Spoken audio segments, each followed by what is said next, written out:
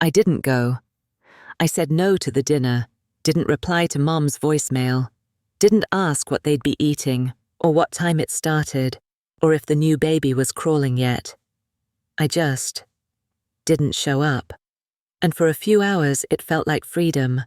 I made pancakes, wore an old sweatshirt with holes in the sleeves, played Joni Mitchell, and let the windows stay open even when the wind knocked a candle off the sill. I lit another one, because I could, because there was no one to ask why I wasted matches on things that didn't matter. The sun came in lazy slants across the kitchen table. I sat in it like a cat, like a woman who belonged to herself, and for a moment I believed that was true, but around 4 p.m., it shifted. I was rinsing dishes when the silence got too thick. It wrapped around my shoulders, not like a blanket, but like a warning, and I started thinking, what are they talking about right now? Is someone sitting in my seat? Is Laura showing pictures of the baby on her phone? Is Mom telling stories about how difficult I was as a teenager, the ones she always finds a way to make funny? Is Dad laughing along like it doesn't sting? I tried not to go there, but I went there anyway. I walked to the living room and sat on the floor. Not the couch. The floor. Felt the rug under my legs, the thud of my own heart behind my ribs, and I whispered out loud, "You chose this, remember?" I did. I chose not to go, not to play nice, not to eat whatever was served and smile through another dinner where no one asked how I was doing. But choosing myself came with a price, and no one warns you that the price is silence, loneliness, echoes of laughter you're not included in. Flashback. Thanksgiving 4 years ago. Laura got tipsy. Mom burned the turkey. I made a pie from scratch and no one touched it. Said they were too full, but later I found it still wrapped in the back fridge, untouched, like me. That night I went to bed early. No one noticed. The next morning Mom asked, "Were you feeling moody yesterday?" And I said nothing, because saying something felt worse. Back to now. I was sitting on the floor, alone, while they probably passed mashed potatoes and smiled for another picture I wouldn't be in. And I asked myself, did I really want them to miss me? Or did I just want to matter? I didn't cry, but I wanted to. Not from pain, from confusion. I'd done the thing they always told me to do. If you don't like it, don't come. If you feel left out, then leave. So I did. And now I was sitting in the quiet house I built for myself, wondering if choosing peace was just another kind of ache. The clock ticked past 6 o'clock. Dinner would be over by now. They were probably on dessert. I imagined Mom's voice in the kitchen. Well, that was nice. Too bad Claire couldn't make it. Too bad. As if I had the flu. That sentence echoed in my head. Too bad Claire couldn't make it. Like I was the one missing something, not the other way around. But I stayed still, didn't move, didn't text, didn't reach, just breathed, even when it hurt, because this was what I chose. And I needed to find out if there was still something left inside me when I wasn't trying to belong to them. It came just after 7 p.m. I was halfway through reheating leftover soup when my phone buzzed with a name I hadn't seen in weeks. Dad. The message was short, barely a sentence. Hope you're doing okay. No question mark. No, we missed you. No, how are you holding up? Just a gentle nudge. Like someone tapping on glass, not sure if they're allowed in. I stared at it for a long time. 3 words. So small. So weightless. And yet somehow they made my hands tremble. Because he never reached out first. Not unless Mom told him to. Not unless there was something logistical to fix. A bill, a tire, a tax form. But this wasn't a fix. It was a pulse. I didn't know what to do with it. Didn't know what it meant. Didn't know if it was a guilt offering or just a quiet echo from someone who didn't know how to say more. I sat on the couch and let the soup go cold. And I remembered. I was 16. He picked me up from school because I'd forgotten my bus pass. It was quiet in the car, except for the news on low volume. Then, out of nowhere, he said, "You know, I used to write poetry." I turned to him surprised. I'd never heard that before. Really? I asked. He nodded, eyes still on the road. In college, nothing serious. He paused, then said, I stopped when I got married. I don't know why that stuck with me. Maybe because it was one of the only times he spoke like a real person, not just a buffer between Mom and the rest of the house. There was something sad in the way he said it, like he had quietly put away the softest part of himself for the sake of keeping peace. I think about that sometimes, how men like him survive in families like ours, not by fighting, not by speaking, but by disappearing slowly, smiling when they don't mean it, fixing things instead of feeling them. So when I saw that message on my screen, "Hope you're doing okay," I didn't read it as passive. I read it as a poem, one he didn't know how to write anymore. But still, I didn't respond. Not out of anger, but out of protection. For once, I didn't want to fill in the gaps, didn't want to be the one who made his silence make sense, because maybe this was enough. Maybe this was all he could give, a hollow echo of care from someone who once gave up his voice to keep someone else comfortable.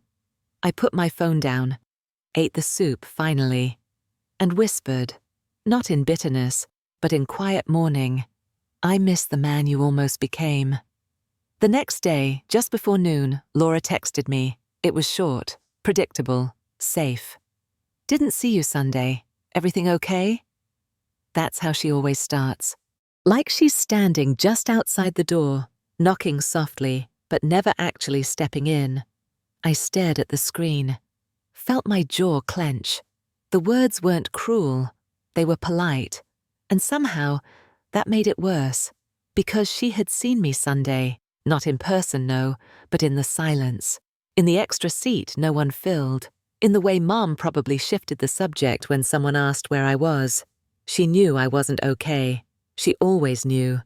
And she never asked until it was too late to answer honestly. I tried to text back, typed. I just needed space.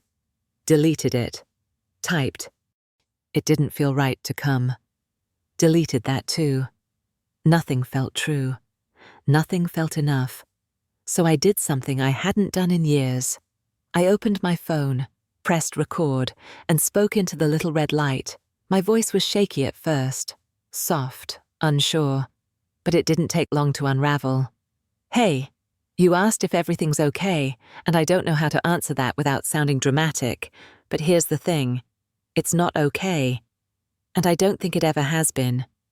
I paused, swallowed hard. I didn't come on Sunday because I knew I'd feel invisible, again. I didn't come because I didn't want to sit across from people who think I left, when really I was pushed, slowly, quietly, for years. And you, Laura, I know you don't think you did anything. That's the whole point. You didn't. My voice cracked. I let it. You stood by. You watched me shrink. You watched Mom twist everything, and you didn't step in, not once. I stopped, took a breath, then softer. I'm not saying this to hurt you. I'm saying it because I've never said it, and because I'm tired of bleeding in places no one can see. I ended the recording, listened to it once. No edits, no polish. Then I hit send and waited. 2 hours passed. Nothing. 3. Still nothing. By nightfall, I deleted the thread. Not out of regret, but out of self-protection, because silence sometimes says more than any reply ever could. It was a cousin who sent the screenshots, Maya, the only one who ever pulled me aside at weddings and whispered, "You okay?" We weren't close, but we were connected in that quiet way some black sheep recognize each other. The message came out of nowhere. Hey, I thought you should see this. Feel free to ignore, but it didn't sit right with me. Attached were 3 blurry screenshots from the family group chat. The kind I'd been removed from years ago, or maybe I just stopped responding and they let me fade. Either way, I wasn't there now. The texts were casual, light, unassuming, if you didn't read too close. Mum. Claire's been pulling away lately. We've tried reaching out, but you know how she is. Uncle Paul. She's always been sensitive. You can't force someone to join in. Laura. Let's just give her space. Maybe she'll come around once the baby's older. Give her space. Come around. As if I'd wandered off on purpose. As if I was sulking. As if I hadn't spent years waiting for someone to pull me back in. The pain didn't come all at once.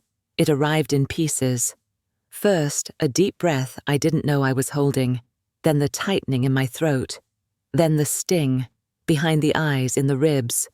Not rage, not betrayal. Something worse. Erasure. They weren't just ignoring my truth, they were rewriting it. Softening the edges, making it palatable.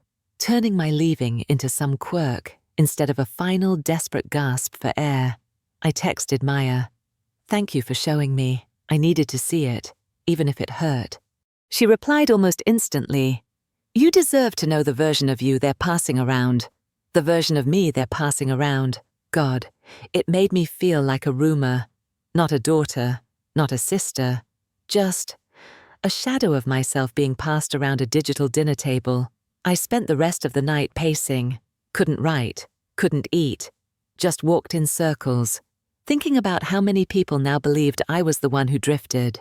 That I was fragile, moody, cold. All the words Mum used to describe me when she didn't want to deal with me. And the worst part of me started to believe them. Maybe I am the problem. Maybe I do make everything harder than it needs to be. Maybe they're right. That's what this kind of family does to you. They hurt you, then convince you that your pain is proof of your instability. I lay in bed that night, staring at the ceiling, repeating one line to myself like a mantra. I know what happened. I know what happened. I know what happened. But even then, the doubt slipped in, and I whispered, but what if I'm wrong? The message came late Friday, from Dad. Mom and I were wondering if we could talk this weekend, just the three of us. Nothing heavy, just clearing the air. Clearing the air, their favorite phrase, always meant the same thing. Let's pretend nothing bad happened, as long as you promise to smile through it. But something in me said yes anyway, not because I wanted to fix anything, but because I needed to hear the silence face to face. They picked a neutral place, a little cafe on 4th, bright, quiet. Too many windows. Felt like being watched by the world while being made to feel invisible again. Mum wore light pink, a color she saved for soft occasions. Dad wore the same navy polo he always wore when he didn't know what else to put on. We hugged, briefly, awkward. Sat down. No one ordered anything. Mum started. Of course. We've been worried. You've been, distant. And then the post you wrote last week, about families and silence. It felt targeted. I blinked. It was about silence, bae, I said about I. But not yours, mine. She ignored that. You've always had such a dark view of things, Claire. Dad chimed in. Gentle, always. She doesn't mean it harshly. It's just, we want to move forward. There it was. The phrase. Move forward. Translation. Stop pointing at the mess. Let's just step over it and pretend it's clean. I almost stayed quiet. Almost swallowed the ache like I'd done 1,000 times before. But I didn't. This time, I spoke. You made me feel like a stranger in my own home. The words sat between us like broken glass. Mum's face twitched, like she'd tasted something sour. Dad looked at his hands. I kept going. Every time I tried to speak up, you said I was overreacting. Every time I asked to be heard, you changed the subject or told me to let it go. Mum folded her arms. We never tried to hurt you. I nodded. That's the problem. You think hurt only counts if it's deliberate. She opened her mouth, closed it. Dad tried again. We're all trying our best here. I looked at both of them, really looked, and said quietly, then your best wasn't good enough. I stood up. No tears, no yelling. Just the final sound of a woman who stopped begging to be understood. They didn't follow me, didn't call after me, didn't ask if I was okay. And I think that told me everything I still needed to know. I didn't go home right away. Didn't even remember where I was walking. My feet just kept moving. Down sidewalks I didn't recognize, past people who didn't know me, through a city that didn't ask me to explain myself. For once, that felt like a kindness. I ended up on a bench in a park I'd never noticed before. Tiny, empty, just me, some dead leaves, and the sound of a fountain that kept trickling like it had no idea anything had ended. I sat there for a long time, didn't check my phone, didn't cry, didn't try to name what I was feeling, just breathed. Because breathing felt like the only thing I could do. That didn't hurt. I remember something strange. When I was 11, I ran away from home. Not far, just to the end of the street. I sat behind a neighbor's hedge with a backpack full of crackers, a flashlight, and a note that said, "I'm not mad, I'm just tired."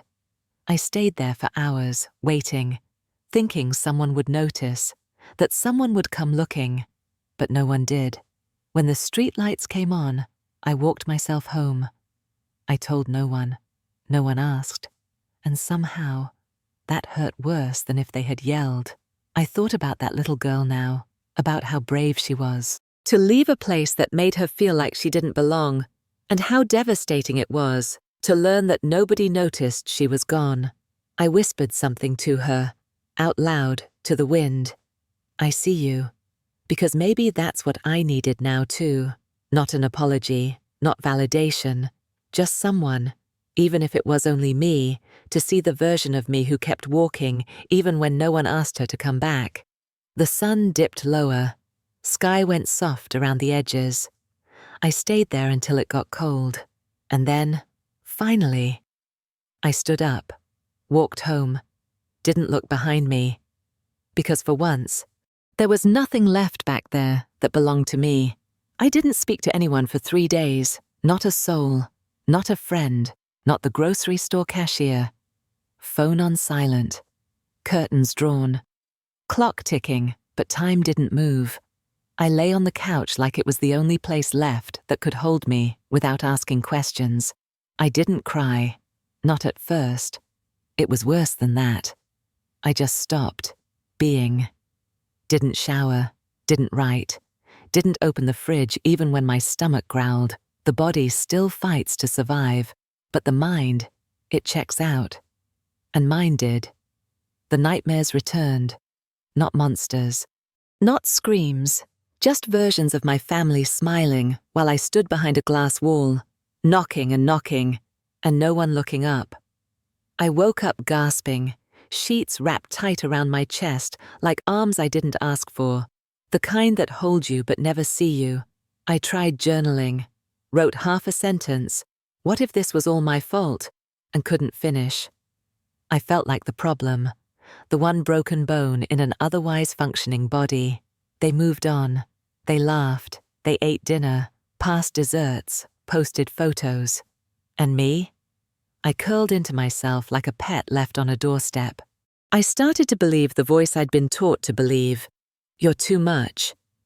You're too sensitive. You read too deeply into things. And the worst one, you ruin everything. By day 4, my voice was hoarse from not using it, so I opened my phone. Not to call, not to text, but to record.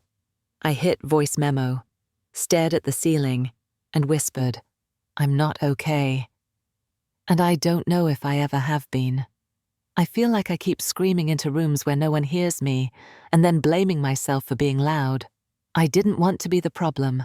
I just wanted someone to choose me, to say, "I see you and I believe you," even if it's uncomfortable. But I think I finally get it now. I wasn't meant to be understood there. I was meant to outgrow it. I didn't send it, didn't need to. It wasn't for them. It was for me. To prove I still had a voice, even if no one answered, it showed up on a Thursday. Subject line. Just wanted to say something. Hope that's okay. Sender. Mrs. Halverson. I hadn't heard that name in years. She was my high school English teacher, quiet, kind. The only adult who didn't flinch when I turned in stories about girls who couldn't breathe inside their own houses. I opened the email, felt my pulse quicken, like it does when something honest is about to land.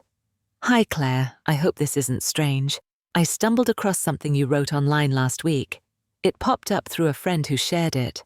I don't want to overstep, but I read it, twice, and I recognized something in it. Something I remember from back when you sat in the third row by the window. I paused, closed my eyes, remembered the window, the chipped desk. The way she'd sometimes linger beside me while others were still scribbling, never rushing me, never hovering. Back to the message. I just wanted to say, I saw how you were treated. Maybe not all of it, but enough to know something was off. You always carried yourself like you were holding back a scream, and I never quite knew how to help. But I believe you now, and I'm sorry I didn't say that sooner. I stared at the screen for what felt like a full hour. Didn't move, didn't blink. Because this wasn't an apology. This was witnessing. She hadn't swooped in to fix me, hadn't tried to reframe my story, hadn't said, I'm sure they meant well. She had simply said, I saw. I believe you. And for a moment, it was enough. More than enough. Because maybe healing doesn't always come from the people who broke you. Sometimes it comes from those who watched you bleed and finally said, that wound is real. I replied, just a few lines. Thank you. More than I can say. Thank you. I didn't even know I still needed to be believed, but I think I did. I hit send, then sat back and breathed differently, softer, slower, like my lungs had more room now, that someone else had cleared just a little of the fog. It's in a drawer, bottom one, under old journals and expired coupons. The photo, the original one, before Mom had it cropped for the frame. It was Laura's wedding, everyone in matching pastels, the arch of eucalyptus leaves, the laughter that looked rehearsed, and me, in navy blue, the only one not matching, the only one not smiling. I hadn't noticed it that day. I'd shown up, put on the dress Mom told me was too dark for spring, held Laura's bouquet while she adjusted her veil, stood off to the side during photos, did what was expected, did not speak unless spoken to. A few weeks later, the framed version appeared in Mom's hallway, and I wasn't in it. At first, I thought maybe I'd been blinking, maybe I wasn't in that particular shot, but then I saw it, the edge of my arm, cut, a shadow where my body had been, edited out, neatly, cleanly. When I asked about it, Mom laughed. Oh, don't be dramatic. The picture looked better balanced this way. Besides, you didn't really like how you looked in it, did you? I didn't answer, because I knew whatever I said would be used as proof I was being sensitive. Again, but I kept the original. Not out of sentimentality, not because it was beautiful, but because it was proof. Proof that I was there, that I stood beside them even when I didn't fit, that for one click of a shutter, I was part of the frame. I look at it sometimes, not often, but when I do, I search my own face, the tilt of my chin, the hands folded too tightly in front of me, the smile, not wide but present. I remember how heavy the day felt, how Laura didn't look me in the eye once, how Mom kept adjusting my hair, telling me to stand up straighter, how Dad avoided conversation altogether. I stayed quiet through the speeches, clapped at the right moments, and left early, blaming the drive, the dress, the headache that wasn't really a headache. But now, years later, the photo speaks louder than I ever did, not because of what's in it, but because of what they tried to take out. It's strange how a single image can become a whole metaphor. A family so determined to look balanced that they erase the parts that don't match, even if those parts are blood, even if those parts are love, bruised, imperfect, quiet love. I slipped the photo back in the drawer, but I kept one finger on its corner for just a second longer and whispered, I was there. You can crop me out, but I remember. I think I always thought rock bottom would be loud, that there'd be yelling, slamming doors, ugly sobs on a bathroom floor. Something cinematic, something dramatic enough to feel real. But mine came on a Tuesday morning in mismatched pajamas, staring at the inside of an empty coffee mug. The kind of quiet that doesn't echo. It just sits. Thick, heavy, patient. There were no messages on my phone, no missed calls. No one asking where I was.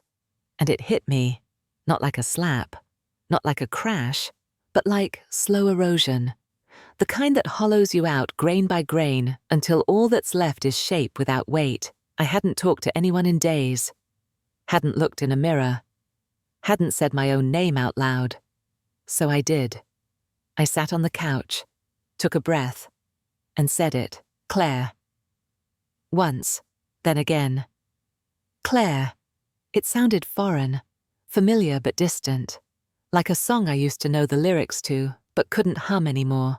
I used to love that name, used to think it sounded soft but strong. But somewhere along the line, it had become a burden, an apology, a question mark. I whispered, I miss me. And just like that, the tears came, not the frantic kind, the quiet kind, like grief that finally got permission to enter the room. I didn't stop them, didn't wipe them, let them trace the angles of a face I'd tried so hard to reshape, to be lovable, acceptable, forgettable. But crying didn't undo anything. It didn't bring back the pieces of me they cut off to fit their frame, didn't stitch together the hollow where love should have lived. It just reminded me that I was still human, that underneath the numbness a pulse still beat, a faint one. But mine. Rock bottom wasn't a scream, it wasn't a fall. It was sitting in your own silence and finally realizing, no one is coming to rescue me, and maybe that's okay.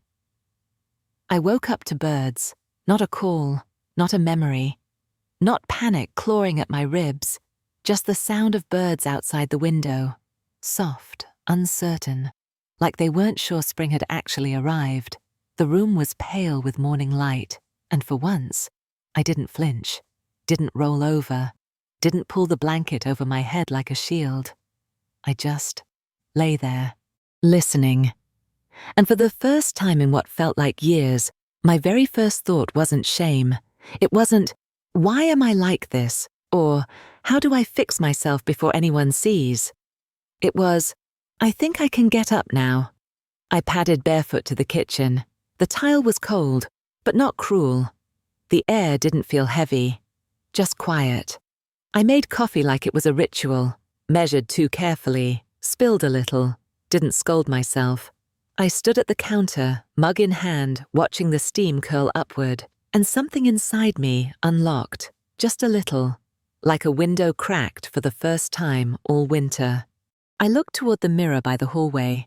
It used to be the enemy, but that morning, I walked to it, stood in front of it, and said quietly, hi. Not with disgust, not with pity, just acknowledgement, just presence. My hair was a mess.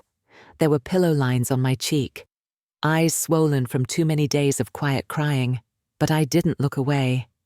I didn't see failure. I didn't see someone ruined. I saw a woman who survived her own family's silence, who held on to herself when no one else did. I whispered, you're still here, and something about that made me smile. Not big, but real. That was the first morning I didn't hate myself. Not because everything was fine, but because for once, I knew the not fine wasn't my fault. It wasn't healing, not yet, but it was the first breath of something softer, something possible. It started with a vibration.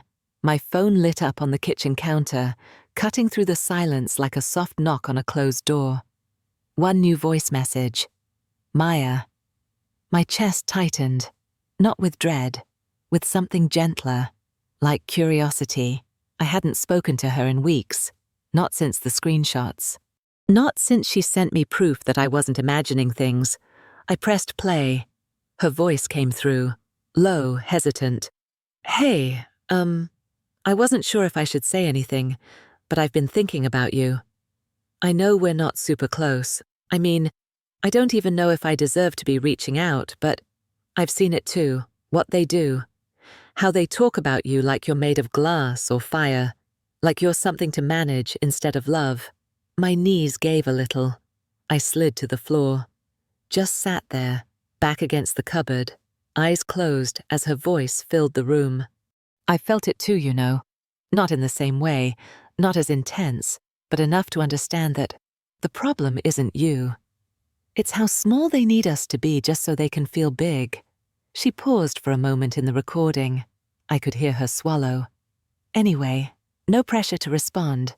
Just, I believe you. And I see you. That's all. I didn't cry right away. I sat there with the words like they were warm cloth pressed to an old bruise, like medicine, like grace.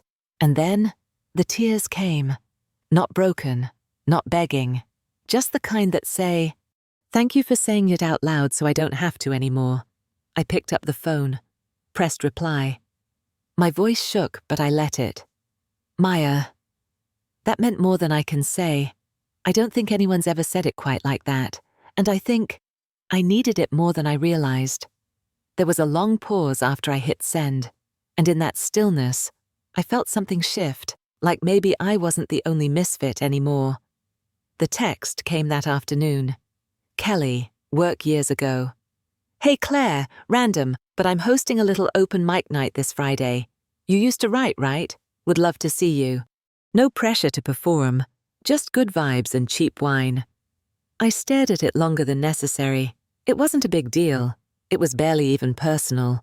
But something about it, something about being remembered outside the role of troublemaker daughter or oversensitive sister, made my hands shake. Kelly. From that marketing job I'd left 2 years ago. Always smiling too much. Wore lemon print dresses in winter. Had a way of making dull meetings feel like a slumber party. We weren't close. Not really. But back then, she used to sneak me little notes during lunch meetings. You good? You look like you want to scream. Want to escape after work? She never asked for explanations. She just noticed. I almost didn't reply. Almost let it slide into the silence the way I used to let good things die before they could expect anything of me. But then I typed, I'd love to come. Thanks for inviting me. And hit send before fear could talk me out of it. That night I stood in front of my closet for the first time in weeks. Not to find something flattering, not to hide, just to pick something that felt like me. Jeans, a shirt with stars on it. A denim jacket that still smelled like cold evenings and old bookstores. I looked in the mirror and whispered, she might still be in there. Not the broken girl, not the scapegoat, just Claire, the one who used to fill journals with poems, the one who laughed loud when no one was watching, the one who wanted to be seen before she was taught to be careful. Maybe Friday night wouldn't change anything, but maybe it would change something. And honestly, that was enough to circle the date in my calendar and right next to it, a small beginning. The venue was smaller than I imagined. A bookstore with too many lamps, mismatched chairs, smells like cinnamon and wet paper. There were maybe 20 people, all of them soft-eyed, wearing sweaters, holding mugs. It felt like the opposite of everything I'd grown up in. No one tried to guess who I was. No one scanned me like they were ranking me on some invisible family scale. I was just a woman, holding a folded piece of paper with shaky hands. Kelly met me at the door. She hugged me like she meant it. You came, she smiled. You always looked like you had something beautiful to say. I almost cried right there, but instead I laughed because maybe she was right. Maybe I did. Maybe I still do. The open mic was casual. People reading half-finished poems, messy love letters, diary pages rewritten as metaphors. No judgment. Just nods, snaps, soft gasps in the back. I wasn't going to read. Not until the fourth person sat down and I realized my heart was aching, not from fear, but from wanting to speak, to share, to be in the room without hiding behind polite silence. So when Kelly leaned over and whispered, "You can go if you want," I heard myself say, "Okay." And I stood. I walked to the mic. Feet heavier than they looked, paper trembling, voice caught in the hollow of my chest. But then I unfolded the page, took a breath, and read. They call it a family portrait, but I'm not in the frame. I was there, though, holding flowers too heavy for my hands, smiling in a dress that didn't match, in a room that didn't ask me to. They say the photo was better without me, balanced. I call it a wound with perfect lighting. I stopped. Silence. Not awkward, but reverent, like the room exhaled with me. And then, one by one, they clapped. Soft, sure, no pity in it. Just something that felt like, "We see you now." A woman, older than my mother, in a cardigan the color of fog, stood up after. She walked to me slowly, hands out, and said, "That was brave and needed." Then she hugged me, like she meant it. I didn't know her name, but I will never forget her arms, because that was the first time in years someone touched me without trying to fix or edit or correct me. They just held what I gave them and called it enough. I couldn't sleep that night. The bookstore's warmth still clung to my skin, like candlelight that didn't want to go out. But inside, there was a flicker, a tug, a voice that whispered, "There's one more thing you need to say." So I made tea. Chamomile. Too much honey. Sat at the kitchen table. The one Mum picked out 2 decades ago. The one where no one listened, but everyone had opinions. I opened my laptop. Blank document.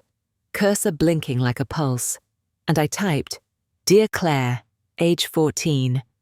The words came slowly. Then all at once. "You're not crazy. They act like you are. Like your tears mean you're unstable. Like your questions mean you're ungrateful. But I need you to know, you're just feeling what they refuse to feel. That's not a flaw, that's a gift. I'm sorry you have to carry their silence. I'm sorry no one told you how brave you were. You weren't dramatic, you were intuitive. You weren't too much, you were just too awake in a house that needed everyone to sleepwalk." The cursor blinked again. I stared at those lines like they were medicine I'd forgotten to take for years. So I kept going. "You'll spend years trying to earn their love. You'll shrink yourself, shapeshift, silence your own voice just to be chosen. But here's the truth, baby girl. The version of you they needed was never real. And the real you, she's worth writing back to. She's still here, still breathing. And tonight she spoke into a microphone and didn't apologize once. Be proud of her, I am. I saved the letter as a PDF. No reason, just instinct. Then I attached it to an email, sent it, to myself. Subject line, "You were always enough." I closed the laptop, cradled the tea, and sat in the dark. Not empty, not angry. Just, full of something I hadn't felt in a long time. Self-recognition. That night, I didn't dream of glass walls or cropped photos. I dreamed of a little girl in a navy blue dress who looked me in the eye and smiled. The call came at 10:37 a.m., a Wednesday. Grey skies, half a muffin on the counter. I almost didn't answer. The name lit up like a ghost. Dad. Not Mom and Dad. Not home. Just him. I let it ring once, twice. Then I pressed the green button. "Hi." His voice was lower than I remembered, scratchier. "Claire. I wasn't sure if you'd pick up." I didn't say anything, because honestly, I wasn't sure either. He cleared his throat. "Your mother told me you've been distant. She said you're upset, again." I almost laughed, again, as if pain was a habit, a phase I hadn't grown out of. But I didn't bite, didn't correct him, didn't explode, just breathed. "I was just calling to check in," he said. "See how you're doing." It should have meant something. Years ago it would have cracked me open. That sliver of attention, that inch of effort. But now, it felt like someone knocking on the door of a house I no longer lived in. "Still," I answered. "I'm okay. I've been taking care of myself." He was quiet for a beat. "That's good. That's really good."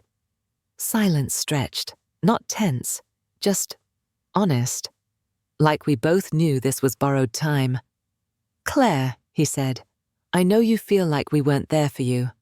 I don't have a perfect answer for that, and maybe you don't want one." I swallowed hard, because he was right. I didn't want an answer. I wanted the absence to stop being mine to carry alone. "I just hope," he continued, "I hope you still know you're loved. Even if we didn't always say it the right way." My eyes welled, but I didn't let them fall. I just said, "Thanks for calling." And that was enough, because I wasn't calling from the wound anymore. I was standing outside it now. After we hung up, I didn't feel whole, but I also didn't feel hollow. I just felt like someone who had finally accepted that some people show up too late, and you can still meet them at the door without letting them back in the house. It popped up while I was folding laundry. Of all things, a Facebook notification. "Laura tagged you in a photo." I froze. My thumb hovered. Heart thumped. I hadn't heard from her in months. No texts. No calls. Just silence. Like I never existed outside that one cropped-out frame. But there it was. A photo from her wedding. The same one. This time not cropped. Everyone visible, even me. Far off to the left, holding the bouquet, half smiling. The caption read, "Sisters are forever." I stared at the screen, not angry, not shattered, just tired. Tired in a way that didn't scream, just exhaled, because I knew what that post was. It wasn't reconciliation. It wasn't an apology.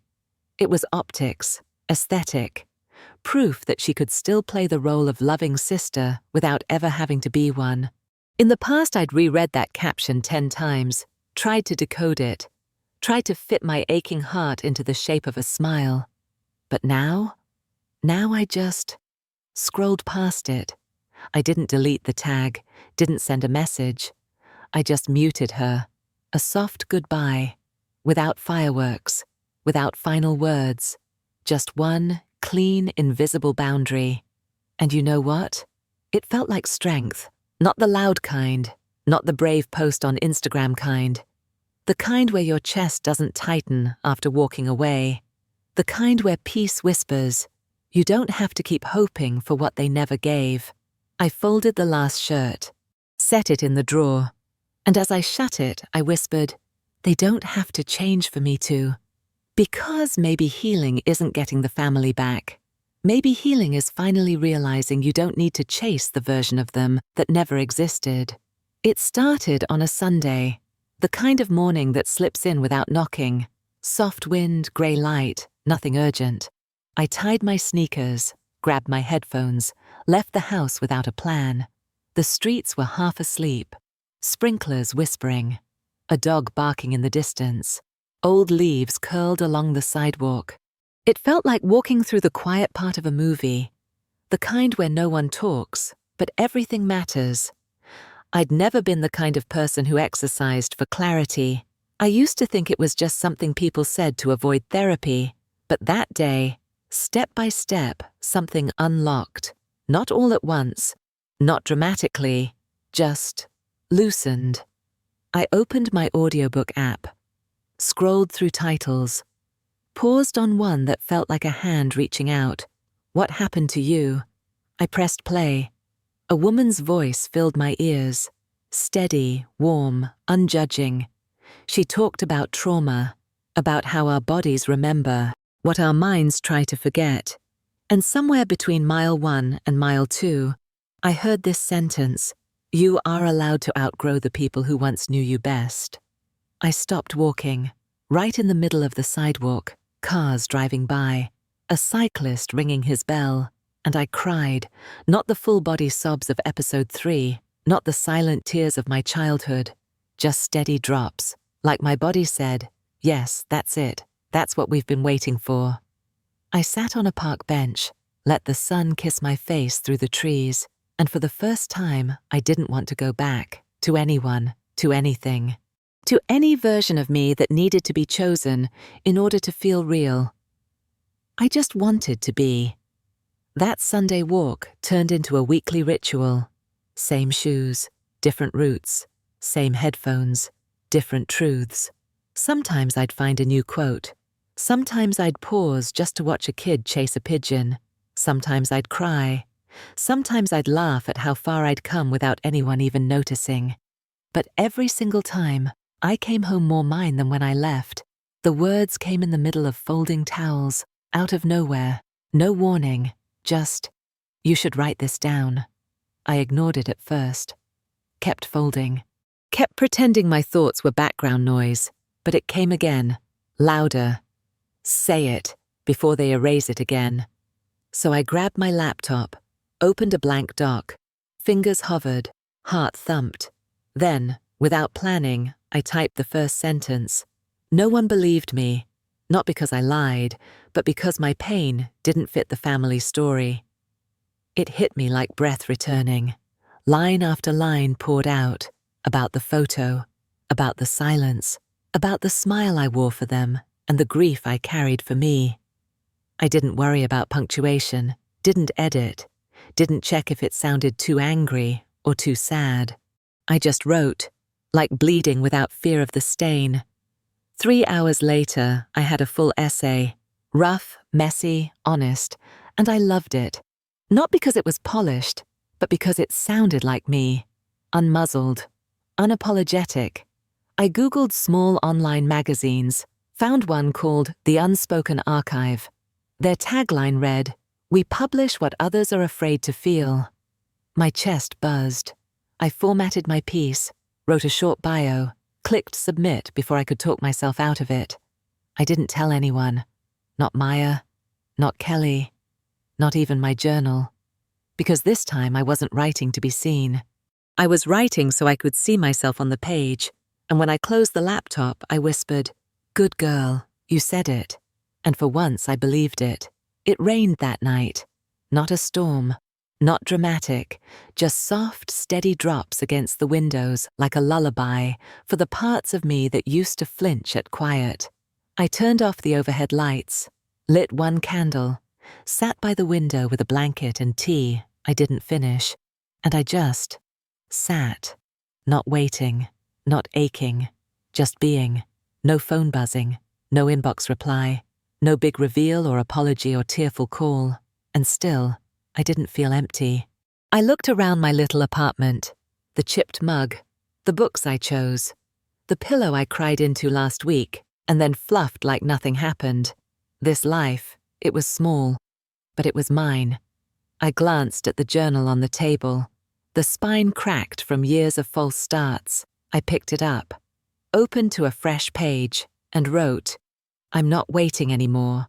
Not for their version of me to feel real. Not for someone to say I was right. Not for love that only shows up when I disappear." Then I paused, closed the book gently, looked out the window as the rain kept falling, slow, soft, certain. And in that silence, I whispered aloud, just to myself, maybe I was never broken, just edited out of the wrong story. And with that, I didn't cry. I didn't clench. I just exhaled. Like someone who finally made peace with not being chosen, because she finally chose herself. I didn't expect anything. That morning was just another ordinary Thursday. Quiet, cloudy, one sock missing from the dryer. The kind of morning that passes through you like fog. I was eating cold toast at the kitchen counter when I saw the subject line. "Your piece has been accepted. Publication date confirmed." At first, I thought it was spam.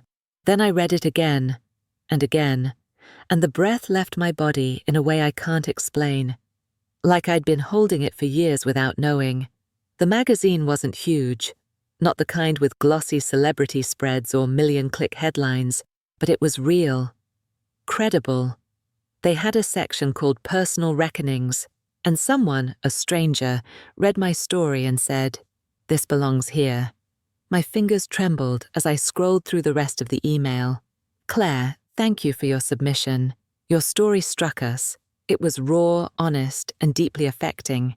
We'd like to publish it in our upcoming series on family dynamics and personal identity. Please confirm your approval for copy editing."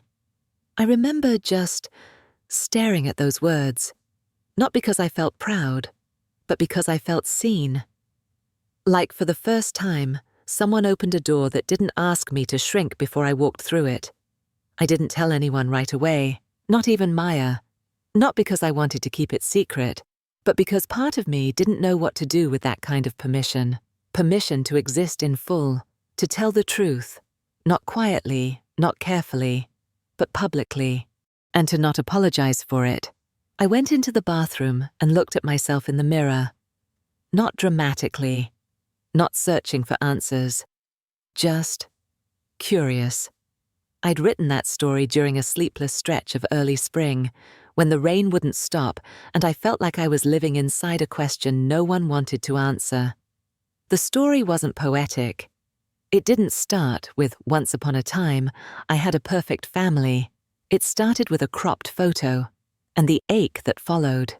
I wrote about the wedding, the months before it, the years leading up to it, the smaller moments, the slow erasures.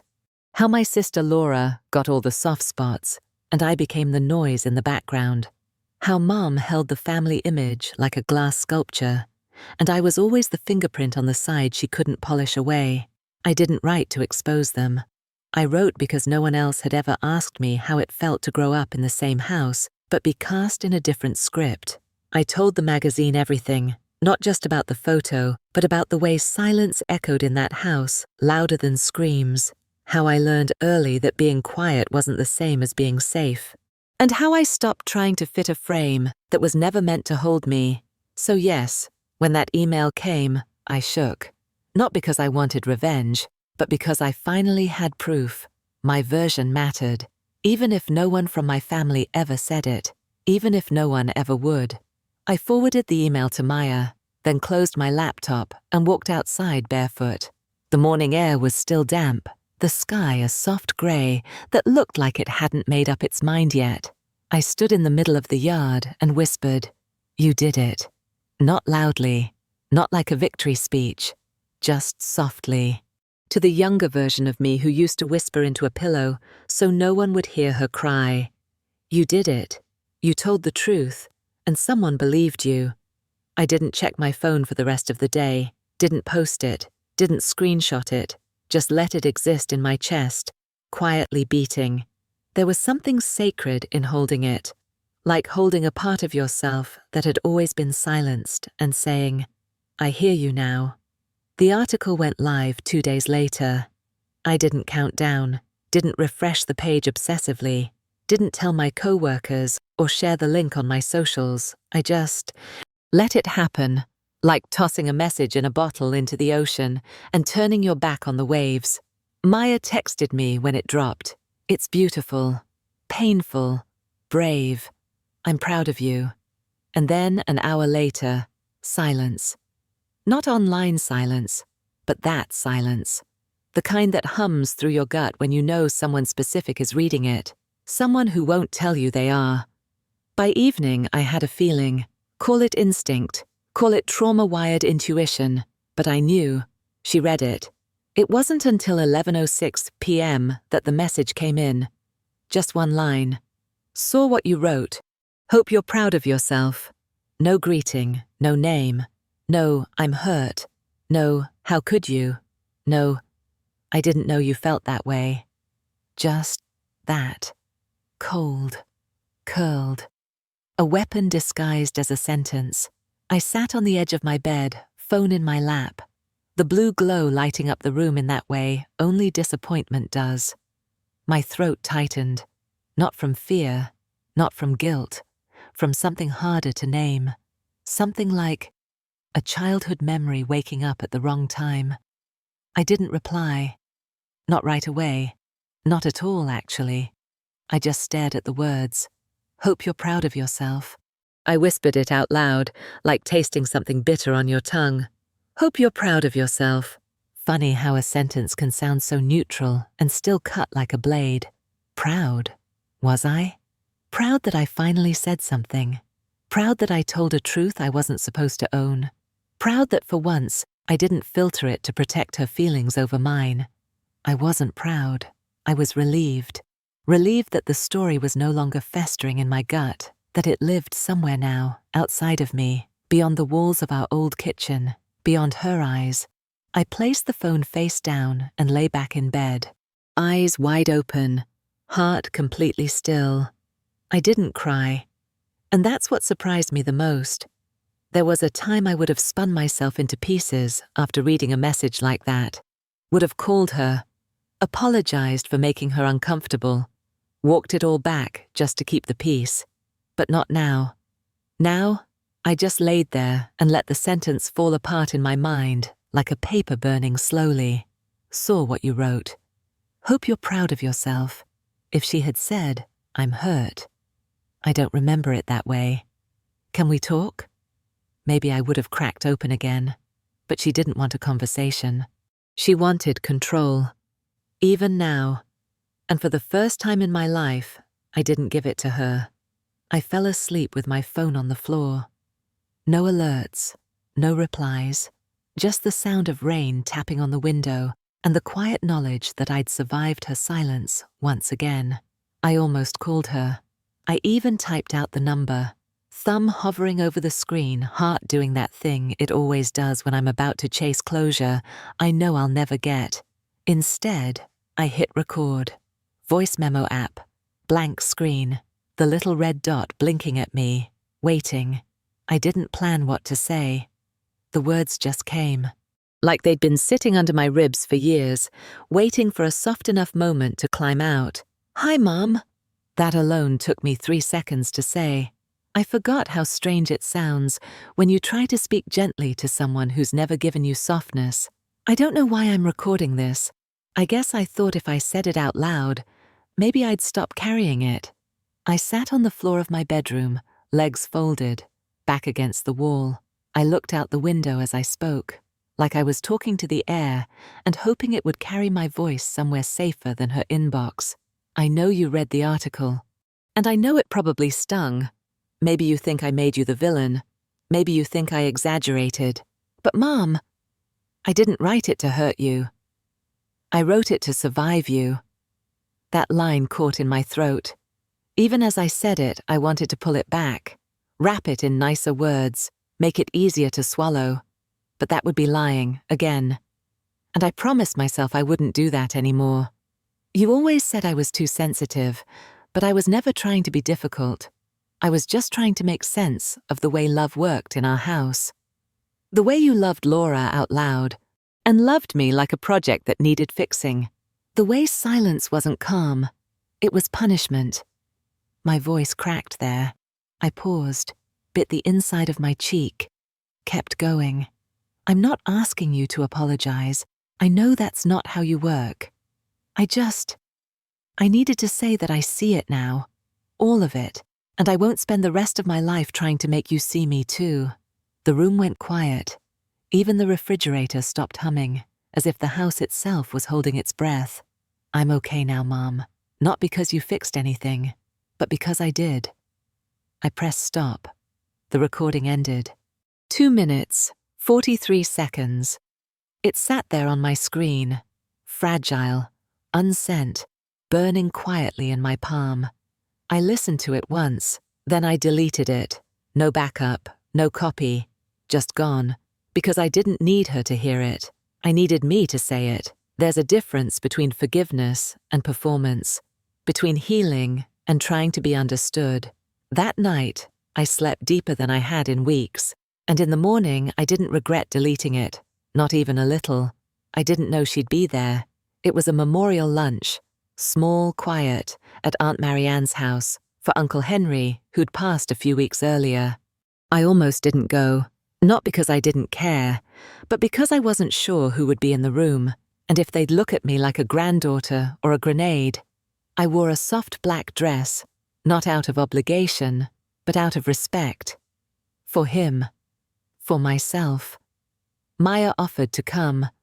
I told her I'd be okay. And I was. Until I wasn't. Laura walked in 20 minutes late. Same tailored coat. Same polished posture. The kind of presence that makes people sit up straighter without knowing why. She glanced around the room, and for a second, just a second, our eyes met. No words. Not yet.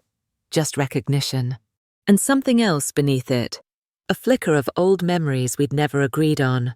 We hadn't spoken since the article went live. She hadn't messaged, hadn't liked, hadn't reached out, not even a neutral emoji. So when she made her way toward me during coffee and lemon cake, I braced myself. For a cold smile. For a cut disguised as kindness. For anything that would remind me why I stopped needing her approval. But her tone surprised me. I read it. Just that. No warmth, no accusation. Neutral.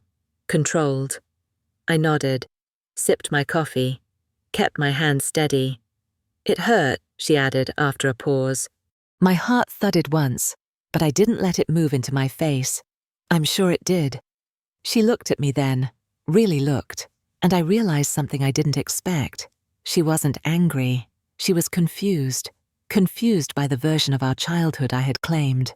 The version where she got the light, and I lived in the corners. Because in her mind, maybe she didn't take anything from me. She was just given it. And maybe it had never occurred to her to ask why I was always on the edge of the frame. That's your version, she said. I smiled, small, tired. It is. I waited for her to argue. To defend Mom. To rewrite the narrative with better lighting. But she didn't. She just said, it made me look bad. And I said, it wasn't about how you looked. There was a pause long enough to swallow a decade. Then she said, okay, and walked away. No fight, no scene, just space. And here's the thing. It didn't hurt, not like it would have, even 6 months ago, because something had shifted, not in her, but in me. I didn't need her to validate the pain anymore. I didn't need her to say, you were right. I didn't even need her to understand. I just needed to know that I could stand in the same room as her and not shrink. And I did. That was enough. It was just a dinner. 4 people, 1 casserole, and a bottle of cheap red wine. I was at Aunt Marianne's again. She'd invited a few of us to stay late after the memorial. Some cousins, a neighbor she adored, and me. The dining room was warm and dimly lit, smelled like rosemary and chicken. It was the kind of scene I used to daydream about when I lived in silence. A table where everyone laughed, where no one watched their tone, where my name wasn't a trigger. I sat near the end, 3rd chair from the window, and next to me there was an empty seat. No one mentioned it. No one seemed to notice, but I did. Because the moment I saw it, I thought of her, of Mom. How she would have sat there, back straight, fork perfectly balanced, wearing disapproval like perfume. How she would have filled the air with comments that sounded helpful but weren't. Oh, you look tired. Are you still not sleeping? Is this your writing phase again? You should smile more. You look tense. I stared at the chair, and for a second I imagined her in it. Then I didn't. Because something inside me whispered, let it stay empty.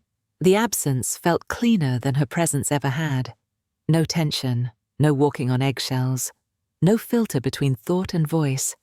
Just a space, an honest space.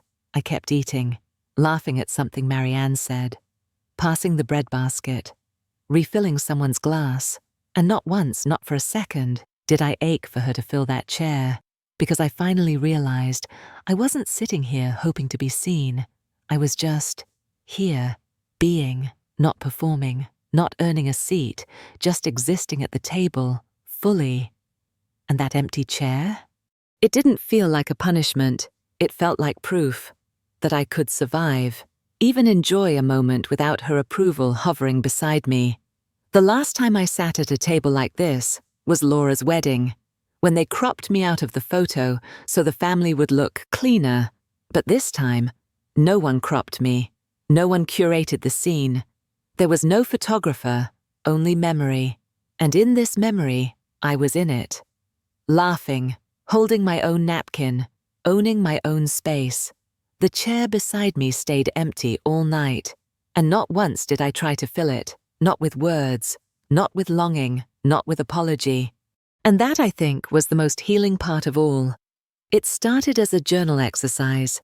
A therapist once told me, "Write the letter you needed, but never got." I never did. I didn't want to invite ghosts onto the page.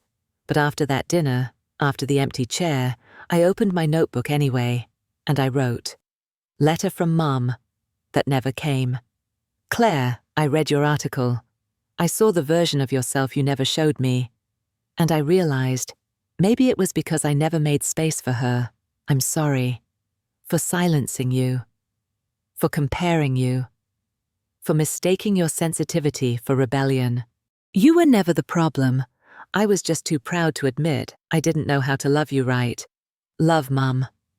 I stared at the words for a long time, not crying, just letting the weight of what they meant settle. If I had gotten that letter 20 years ago, it might have saved me years of self-blame. But now it just felt like a story I wrote to say goodbye to a version of her that never existed. Letter from Laura. That never came. Claire, I didn't know. I thought we were just sisters. I didn't realize I was being favored. Or maybe I did, and didn't want to face what that meant for you. You were always the braver one. You saw the cracks in our family before I even noticed they were there. I'm sorry I didn't stand beside you. I was scared to lose the love I had, even if it came at your expense. I hope you keep writing. I hope you keep telling the truth. Love, Laura. Reading it, I felt the edges of something soft. Not forgiveness, not quite. Maybe it was grief, or grace, or just the realization that the version of Laura I needed to show up was never coming, and that was okay. I didn't need these letters to be real, because I was done waiting for them, done hoping for rewrites of the past. These imaginary words were not a substitute. They were a release, a letting go of the little girl who checked the mailbox every birthday for something more than a card with her name misspelled. I closed the notebook, tied it with a piece of ribbon, put it in the back of my closet, not because I was hiding it, but because I didn't need to keep it in reach anymore. Some stories don't end with reconciliation. They end with recognition of what didn't happen, of what won't, and still, we grow anyway. It had been almost a year since I last saw him. Not on purpose, just by design. He'd always been the silent bridge between me and my mother, the one who didn't build the walls, but never knocked them down either. When I texted him, the reply was immediate. Okay. That was it. No question, no hesitation. Just okay. I drove to the house I grew up in. The siding looked more faded. The porch sagged a little deeper, but the silence, it was still exactly the same. He opened the door and nodded once. Didn't hug me, didn't flinch, just stepped back so I could enter. Inside smelled like dust and old coffee. The TV was on low volume, muted. Something about a wildlife rescue. A hawk, tangled in barbed wire. I sat on the edge of the couch. "Want coffee?" he asked. I shook my head, but he made it anyway. We didn't talk for a long time. He just sat in his chair, sipping from his chipped mug, looking like a man who knew words weren't his currency, and maybe they never were. When he finally spoke, he didn't mention the article, didn't mention Mom, or Laura, or the wedding. He just said, "Your car's looking good. You take care of it?" I almost laughed. It was such a dad thing to say. So wildly unimportant, so deeply comforting. "Yeah," I said. "I do." We watched the hawk get freed from the wire. The rescuer cut through the fencing gently, took off the bird's hood, and let it fly. I felt my throat tighten, not because of the bird, because of the stillness between us. Finally, I said, "You didn't stop her." His eyes didn't move, just stayed on the screen, then quietly. I didn't know how.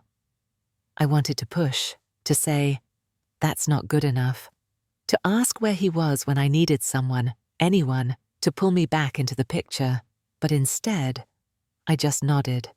Because the man in front of me wasn't the one who hurt me, he was the one who stood behind the woman who did. And maybe that's its own kind of wound, but it's also one I've already lived through. So I said, "It's okay." And I meant it. Not because everything was forgiven, but because some parts of me just didn't need to fight anymore. When I got up to leave, he followed me to the door. No hug. But before I stepped outside, he cleared his throat. "Claire." I turned. "I'm glad you came." That was it. No grand gesture, no rewrite of the past, just one sentence. And somehow it filled the space. Not all the way, but enough. It was folded in thirds, tucked into an old notebook, crumpled edges, coffee stains, a few scribbles in the margins where I tried to rewrite one line over and over again, as if changing the rhythm could make the pain sound prettier.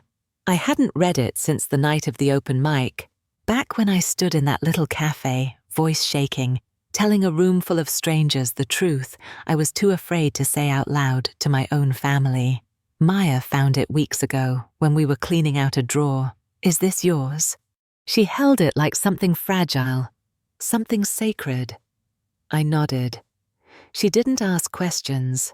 She just said, "It's beautiful."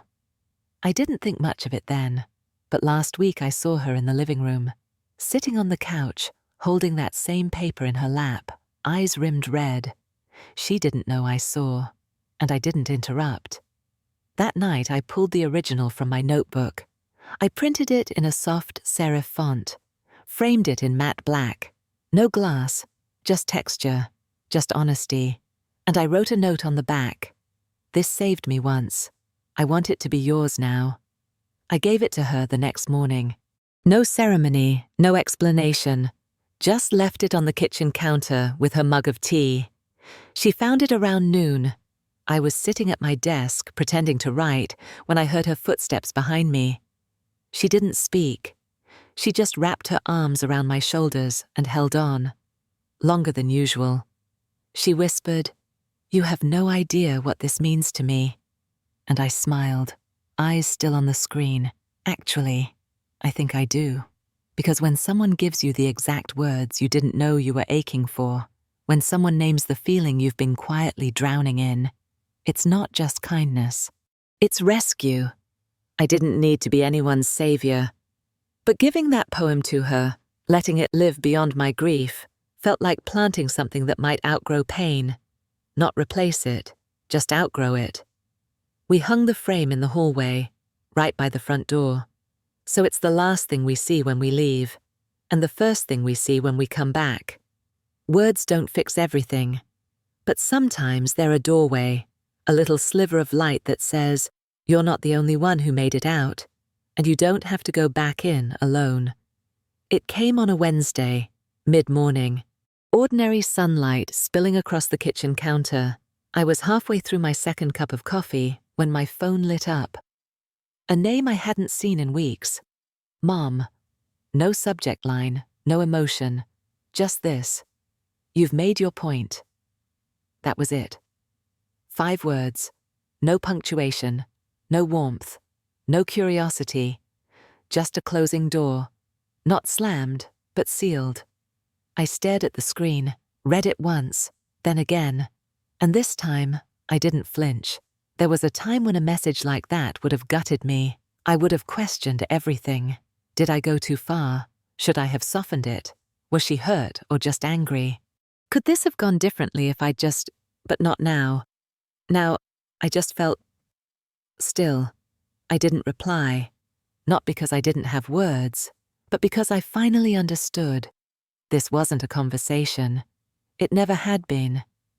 It was her last attempt to control the narrative, to remind me that my truth was inconvenient, that my pain was impolite. But here's the thing. I didn't need to justify it anymore. I didn't need her to agree with what I lived through for it to be real. Silence can feel like surrender, but that day, silence felt like sovereignty. I placed my phone face down on the counter, took another sip of coffee, watched the steam curl and disappear, and I smiled. Not a big smile, not a triumphant one, just the kind of smile that says, I see what this is, and I'm not going back. She had the last word, but I had the final piece, and that mattered more. Later that afternoon, Maya asked if I was okay. I said yes, and meant it, because choosing not to respond was the loudest answer I'd ever given her. It started with a nail, just one. I stood in my hallway, hammer in one hand, a photo in the other. Nothing fancy, just a self-timer shot I'd taken the week before. Me in the park, wearing jeans, no makeup, wind messing up my hair, smiling like I'd remembered something worth staying for. I printed it on matte paper, framed it in soft oak. No filters, no edits, no one else in the frame. Just me. The moment I tapped the nail into the wall, I thought about the wedding photo, the one where they cropped me out, to keep it clean, to make the image match the fantasy. And I smiled, because this photo, this one, had no edits. I didn't ask anyone if I looked okay. I didn't try to angle myself into someone else's version of what belongs. I just stood there, pressed the button, and captured the moment as it was. No performance, no erasure. I stepped back and looked at it. The light caught the corner of the frame, and I felt something warm settle in my chest. I had made something whole, not because anyone gave me permission, not because I'd been invited back, but because I decided I don't need to fit their picture anymore. I have my own frame now, and I've filled it with things that are real. My writing, my quiet mornings, the sound of Maya humming while she waters her plants, the poems that saved me, the silence that no longer scares me, the stories I used to bury, now living in the open. I still keep the cropped wedding photo, not out of bitterness, just as proof. Proof that erasure doesn't mean disappearance, that exclusion doesn't mean unworthiness. It hangs in the back of my closet, behind old jackets and dusty scarves. But this new photo, the one I framed myself, it's in the front hallway, right where I can see it every time I walk out the door. A reminder, I don't need to fight for space anymore. I am the space. I am not the missing piece. I am the whole picture.